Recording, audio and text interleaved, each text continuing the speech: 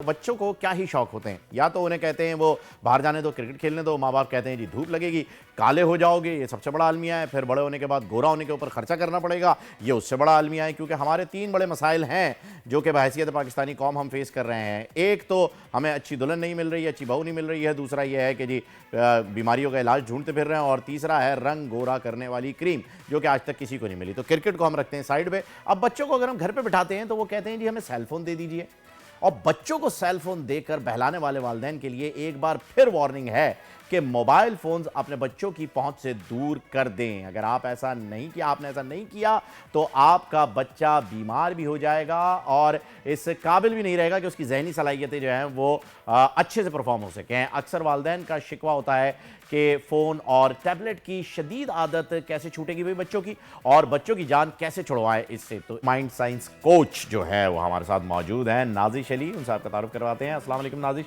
Welcome to the show. Thank you so much. अस्सलाम वालेकुम। वालेकुम अस्सलाम। नाजिश, सबसे पहले तो मुझे बताइए कि ये जो बच्चे सेल फोन यूज़ कर रहे हैं, टैबलेट यूज़ कर रहे हैं, इसके कसूरवार आप किसे ठहराती हैं, बच्चों को या पेरेंट्स को? फिर उसके बाद डेफिनेटली पेरेंट्स हैं। पेरेंट्स, यानी हमें बच्चों की कोचिंग से पहले पेरेंटिंग पे ध्यान देना होगा। बिल्कुल ऐसे ही। और वो पेरेंटिंग के लिए जो की नोट्स हैं वो क्या होते हैं, ज़रा वो भी बता दीजिए आप, क्योंकि पेरेंट्स आपको देख रहे हैं। अस्सलाम वालेकुम।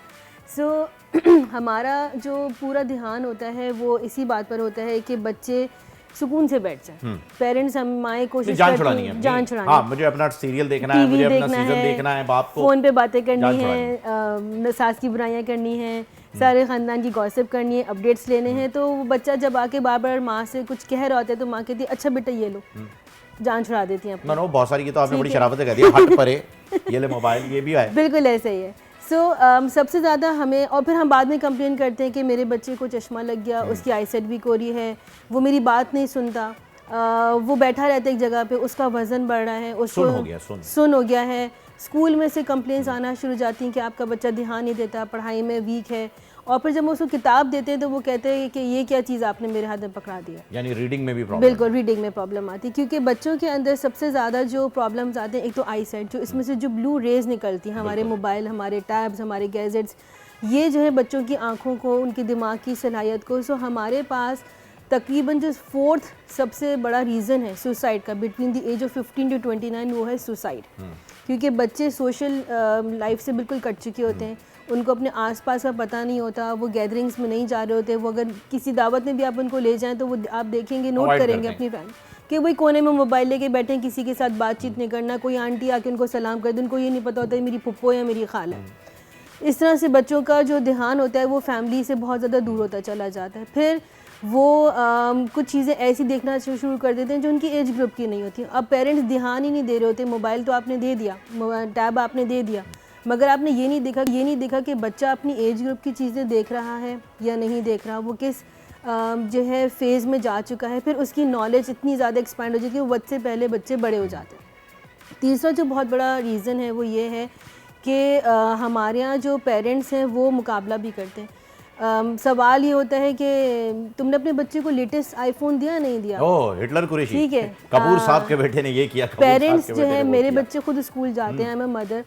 सो मैंने देखा कि पेरेंट्स मुझसे बहुत अक्सर पूछते हैं कि आपके बच्चों के हाथ में हमने कभी मोबाइल, लाइक मेरे बच्चों ने आज तक मोबाइल देखते हैं। ऐसा नहीं कि आपने उनको बिल्कुल सोशल बाइकआउट कर देना, आपने उनको देना नहीं, आपने इस चीज़ को रोकना नहीं, बट येस आपको you have to draw line, आपने बाउंड्री सेट कर दें कि आपने कब देखना है, कब नहीं देखना। अगर आप डिनर टेबल पे बैठे हैं तो आप नहीं रखें, आप रूल सेट करें अपने बच्चे के लिए। Yes, house rules, outside rules. अगर आपने किसी गैदरिंग में जाना है, हेलो करा, अननेसेसरी एंड एक्सेस यूज़ नहीं होना चाहिए, एक्सेसिव यूज़ नहीं होना चाहिए किसी भी चीज़ का। एक्सेस यूज़ तो देखिए ना, अगर आप 1 टीस्पून शहद खाते हैं तो आपको मजा आता है, टेबल स्पून खा लेते हैं तो कड़वा लगने लग जाता है। एक्सेस किसी भी चीज़ का जो है वो सिवाय इन्फॉर्मेशन के सही नहीं होता है। तो एक्सेस आप किसी पे भी ना जाएं। बाकी जहाँ तक आपने बात की ना कि बच्चे सुन हो जाते हैं, तो मैं एक स्टोरी पढ़ रहा था, आई थिंक शायद विकीपीडिया पे या किसी और फोरम पे, उसमें एक बड़ा मशहूर कार्टून है डोरेमोन, उसकी स्टोरी लिखी हुई थी कि जी नोबिता जो है वो एक रियल कैरेक्टर था, एक असली बच्चा था। उसने अपने जहन में इस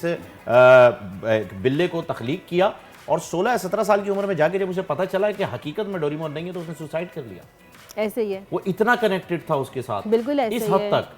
और हमारे बच्चे अपने कैरेक्टर्स के साथ इतने ही कनेक्टेड होते हैं। बिल्कुल जब वो कहते हैं मेरी बर्थडे के ऊपर सुपरमैन होना चाहिए, आयरन मैन होना चाहिए, स्पाइडरमैन होना चाहिए, मैंने काफ़ी केसेस ऐसे सुने हैं कि स्पाइडरमैन की तरह छलांग लगाते हुए बच्चे अपने टेरेस से जो है वो कूदें, टांग तोड़ लेते हैं। बिल्कुल सर, ऐसा ही है। बिल्कुल तो इस ऐसा ही चीज़ है। को मैं चाहूँगा कि आप सबसे पहले, अगर पेरेंटिंग की हम बात कर रहे हैं, तो इस चीज़ को फोकस करें और एड्रेस करें कि उन्हें बताएं सबसे पहले कि ये सारी चीज़ें फेक हैं। बिल्कुल ऐसे ही है।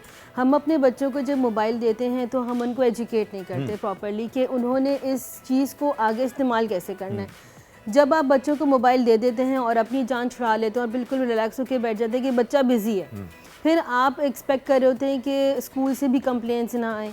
फिर आपको अपने सोशल मीडिया में भी बताना होता है, अपने सोशल सर्कल में भी ये बताना होता है कि मेरे बच्चे के पास वो लेटेस्ट एप्पल का आईफोन है या उसके पास लेटेस्ट आईपैड मौजूद है और वो उसकी एज कितनी है, 2.5 साल।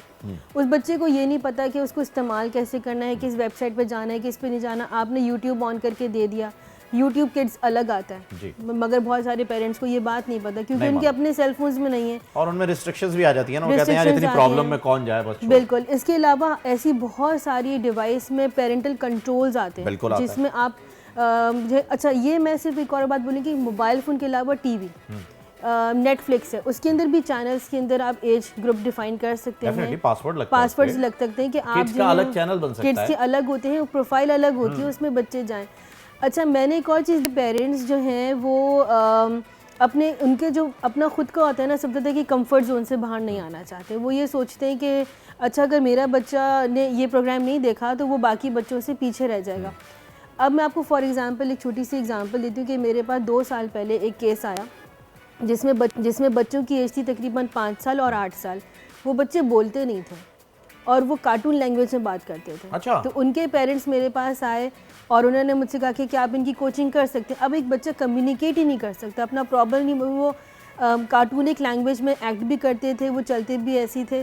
फिर इस तरह से मेरे पास एक और केस आया, मेरी अपनी फैमिली का ही, एक्सटेंडेड फैमिली का एक केस था जिसके अंदर एक बच्चा था जो लायन किंग फिल्म से बहुत ज़्यादा इंस्पायर था। वो लायन की तरह एक्ट करता था, he used to walk like lion, वो खाता भी मुंह से डायरेक्टली था लायंस की तरह। तो ये हम जब ये बिहेवियर एकदम से नहीं आता, ओवरनाइट नहीं आता कोई भी चीज़ की, अब रात में सोए और सुबह में ये बिहेवियर आपने बच्चे में देखा, ये स्लोली एंड ग्रेजुअली डेवलप हो रहा होता है।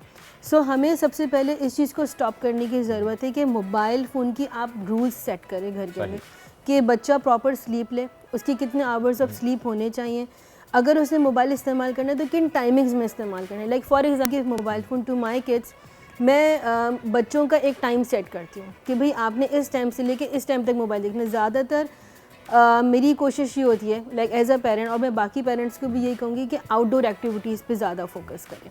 आउटडोर एक्टिविटीज़ के ऊपर फोकस करने की आपने बात की। हमारे पास एक वीडियो है, मैं चाहूँगा कि आप इसे शेयर करें।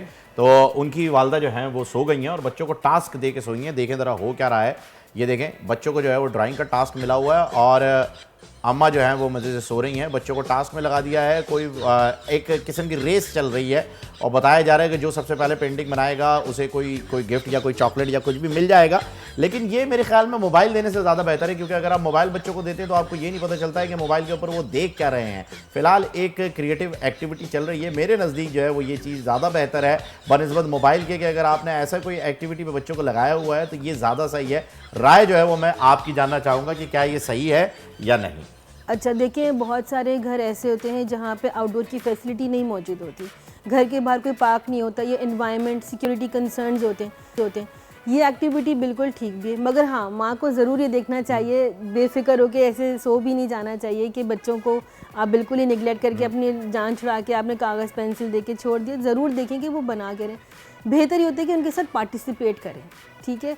अब जब बच्चे के साथ पार्टिसिपेट करेंगे, बच्चे की लर्निंग भी इससे बढ़ेगी, बच्चा एंजॉय भी करेगा और आपका एक रिलेशनशिप भी जो पेरेंट का और बच्चे का है वो डेवलप होगा। बच्चा ने ड्राइंग करी, माँ ने बोला हाँ ठीक है वेरी गुड, बच्चे ने बोला अच्छा ठीक है, कल को वो आपके साथ यही बिहेवियर रिपीट करेगा, क्योंकि बच्चे मॉडलिंग से सीखते हैं। अगर आप बच्चे को ये कहें कि हाथ मत लगाओ या ये मत कहो, वो सुन लेगा आपकी बात, मगर उसको प्रैक्टिकली इम्प्लीमेंट नहीं कर सकता, क्योंकि उसने आपको करते हुए ऐसा कभी नहीं देखा। सो बच्चों को सिखाने से पहले बी दे मॉडल्स, रोल मॉडल्स। हम देखते हैं कि फादर जो है घर पर आ रहे हैं, मोबाइल लगा हुआ है, डिनर तक मोबाइल चल रहा है, फिर किसी गैदरिंग में बैठे मोबाइल चल रहा है, बच्चों से बीवी से बातचीत नहीं हो रही है, माँ फिर अलग अपना मोबाइल उठा लेती है, बिस्तर पे लेटे हुए हैं, टीवी चल रहा है। तो आप बच्चों के साथ कोई एक्टिविटी प्लान करें, वीकेंड्स प्लान करें, एक टाइम जब आप घर आ जाएँ तो आप डिसाइड, मुझे ऑफिस में ही अच्छा आप ये बताइए ना नाज़िर साहिबा कि अगर हम अपने पूरे 24 घंटे को प्लान करना चाहें बच्चों के लिए और एक्टिविटी करना चाहें, कोई आप बाहर जाएं खेलने के लिए, क्या किया जाए? मतलब उन 24 घंटों को कैसे डिवाइड किया जाए, ज़रा ये तो बताएं। बिल्कुल सही है। सुबह में बच्चे आपके स्कूल गए, बिल्कुल गए। ठीक है। जो हाउस वाइफ्स हैं उनके लिए मेरा सजेशन ये है कि वो अपनी जो कुकिंग की एक्टिविटीज़ हैं या जो भी उनके हाउस होल्ड कोर्स हैं, उनके अपने काम हैं, वो उनको बच्चों के आने से पहले मैनेज कर लें, ताकि जब बच्चे आए तो वो उनको फुल अटेंशन दे सकें, ना कि बच्चों को आप छोड़ के अपने कामों में लगे हुए। Once kids are at home, spend time with them. अगर आपने उनकी किसी क्लब में मेंबरशिप्स करी हो, आजकल बहुत सारे हमारे पास क्लब्स मौजूद हैं, बहुत सारे आउटडोर स्कूल एक्टिविटीज़ हैं, बहुत सारे ऐसे स्कूल्स हैं जिसके अंदर आफ्टर स्कूल एक्टिविटीज़ होती है। Enrol your child in those activities और उसके साथ जाएं, ठीक है। Once the child is back, आपने होमवर्क करा, आपने डिनर करा, spend time with them, quality time. क्योंकि अब ऑब्जेक्शन आ जाएगा जी इतने पैसे कहाँ से लाएंगे, क्लब की मेंबरशिप ले लें। तो मुझे जैसे लोगों के लिए बताएं ना, गरीबों के लिए भी कुछ बताएं एक्टिविटी। ठीक है, तो आप देखें इसमें गरीब अमीर कुछ भी नहीं है। नहीं तो फिर आपने क्लब की मेंबरशिप दिलवा दी है, कहाँ से पैसे लाएंगे भाई? रिक्रिएशनल क्लब आपको पता है कितने महंगे हैं। देखिए वहां पर सिर्फ स्विमिंग के लिए आप जाओ तो 3000 रुपए ले लेते हैं पर डे के। आप जो है क्लब की मेंबरशिप ना उसे छोड़ें, बस बच्चे को लेके निकल जाएं, उसके बाद पार्क क्रिकेट चले जाएं, क्रिकेट चले जाएं, अपने बोर्ड गेम खेलें, कोई कॉरिडोर में खेल लें, कोई बोर्ड गेम खेल लें आप। मतलब एक एक्टिविटी, फिजिकल आप एक्टिविटी उसके साथ आर्ट्स एंड क्राफ्ट की कोई एक्टिविटी, कोई बुक ले लें। बुक तो घर में मौजूद है, एक घर में मिनी लाइब्रेरी बना लें, बच्चे की पसंद की किताबें रख लें उसके अंदर, उसके साथ रीडिंग करें। अपने बच्चे को बोले तुम पढ़ो, मैं सुन रही हूँ, ठीक है ना, उसके साथ पार्टिसिपेट करें, एंगेज करें उसको। यानी ये फिजिकल एक्टिविटी नहीं है, किसी भी किस्म की एक्टिविटी में रखें आप। स्कूल से आने के बाद बच्चों को 1.5-2 घंटे तक रखें आप उस एक्टिविटी में, ठीक है। बिल्कुल इसी तरह से। और आपकी बात बिल्कुल सही है, क्योंकि हमारे यहाँ जो इकोनॉमिकल कंडीशन है, everybody is not afford, can not हमें वो हल बताना है जो कि सब कर सकें। देखिए सब आराम से किताबें ले सकते हैं, बिल्कुल ले सकते हैं, ठीक है ना। और आप बुक शेयरिंग भी कर सकते हैं, लाइब्रेरीज मौजूद होती हैं, ले सकते हैं, चौक ले सकते हैं, आप काम कर सकते हैं। आपके पास घर में है, आपके पास पेपर पेंसिल मौजूद होता है। आप किसी भी वेबसाइट पे जाएं, पिंटरेस्ट एक वेबसाइट है जहाँ पे बहुत सारी जो है डू इट योरसेल्फ DIY करके आर्ट्स एंड क्राफ्ट की एक्टिविटीज़ होती हैं। आप बेकिंग कर सकते हैं बच्चों के साथ, अपने साथ उनको किचन में इन्वॉल्व कर लें। ये तो एक्टिविटी हो गई 2 घंटे की, अब आगे का बताएं। ठीक है, अब क्या किया जाए? बच्चे सुला दें, पावर नैप? आप पावर नैप बिल्कुल दें, क्योंकि देखिए बच्चों का अगर स्लीप टाइम कम है और बच्चों की देखिए हमारा जो ब्रेन होता है वो फंक्शन कर होता है, इट ऑल्सो नीड रेस्ट। एक कंप्यूटर होता है पूरा दिन चलता है, रात में अपना पूरा सॉफ्टवेयर अपडेट करते हैं।